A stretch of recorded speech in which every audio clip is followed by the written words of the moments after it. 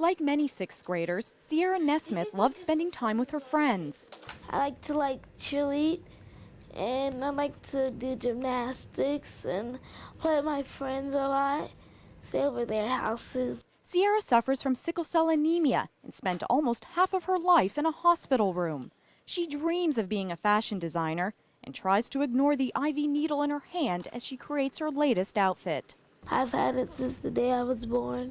Normal red blood cells are circular and move easily through the blood vessels. But in patients with sickle cell anemia, the red blood cells are sickle or crescent shaped.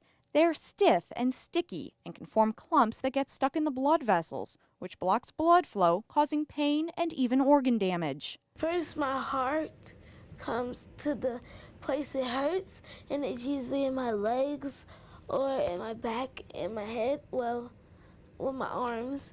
And then my teeth, it feels like I've had a really icy drink and my teeth locks up. And then it starts pounding, like somebody keeps stabbing you in the place that hurts. Patients with sickle cell anemia have fewer red blood cells because the sickle cells only live about 10 to 20 days. Normal red blood cells last for about 120 days. Red blood cells contain hemoglobin, which carries oxygen to the lungs and the rest of the body. Most people have a hemoglobin number of 10, but an 8 is good for Ciera. Occasionally, her numbers will drop as low as 6.1, and that means she needs a blood transfusion to increase the number of normal red blood cells in circulation. When it drops that low, she does need a blood transfusion.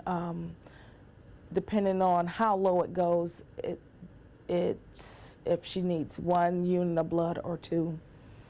So if she doesn't receive that blood, it could be critical for her. And that's why it's very important for people to donate blood for her and other kids like her.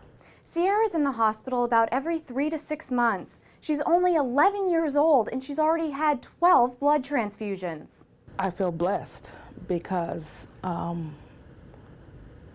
by me, I donated in the past, not knowing that I was going to have a daughter that one day will need blood.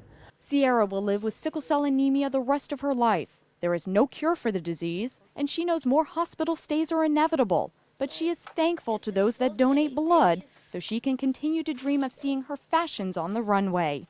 I'm Nancy Gay for Florida's Blood Centers, where local heroes are saving lives.